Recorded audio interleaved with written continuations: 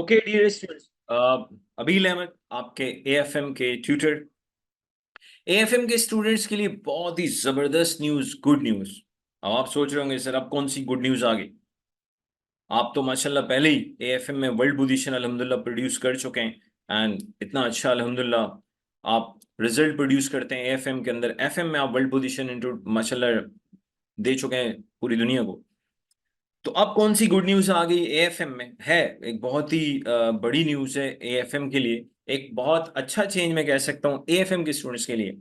वो चेंज क्या है? यहाँ से ऑनवर्ड्स ऑफ कोर्स सितंबर 24 में ऐसा कुछ भी नहीं था एंड डेफिनेटली दिसंबर 24 से ऑनवर्ड्स एंड सितंबर 24 तो गुजर ही चुका है। तो बेसिकली यहाँ से ऑनवर्ड्स एएफएम के किसी भी पेपर में आपको स्टैंडर्ड नॉर्मल डिस्ट्रीब्यूशन टेबल इस्तेमाल करने की जरूरत नहीं है, क्योंकि गिवन ही नहीं होगा। लो दोस्तों, और भाई जब गिवन ही नहीं होगा तो यूज कैसे करेंगे? अच्छा, ये स्टैंडर्ड नॉर्मल डिस्ट्रीब्यूशन जब गिवन नहीं होगा तो इसकी क्या इंटरप्रिटेशन है?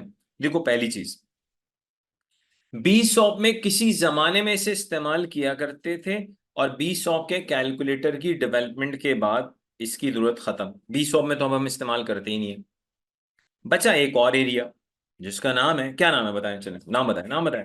वार, वैल्यू एट रिस्क।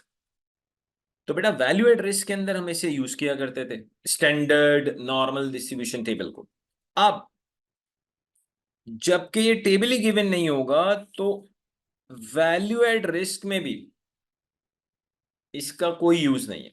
इसका मतलब ये हुआ, अगर वैल्यू एट रिस्क का क्वेश्चन एग्जाम में आएगा, टॉपिक है सिलेबस में, अगर वैल्यू एट रिस्क का क्वेश्चन एग्जाम में आएगा तो एग्जामिनर आपको कंप्लीट इंफॉर्मेशन देगा। एग्जाम्पल देता हूं, लेट से अगर एग्जामिनर कहता है कॉन्फिडेंस लेवल 95% है, तो अब एग्जामिनर सिर्फ 95% पे रुकेगा नहीं, वो आपको साथ में कहेगा जी 1.645, ताकि आप उस 1.645 को यूज करके वार निकाल लो, वार की वैल्यू निकाल लो।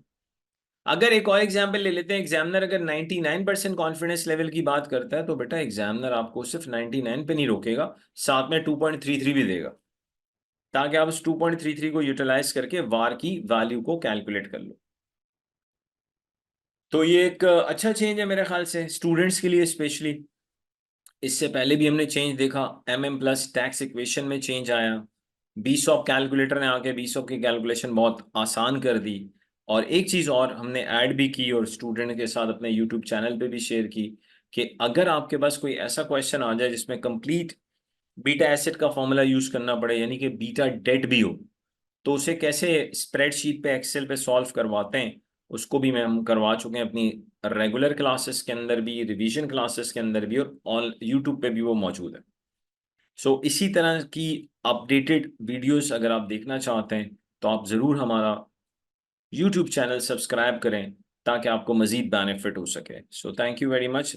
वन मोर थिंग, ASA के ACCA के तमाम लेक्चर्स उर्दू, हिंदी, इंग्लिश, तमाम लैंग्वेजेस में अवेलेबल है। ठीक है जी, so thank you very much.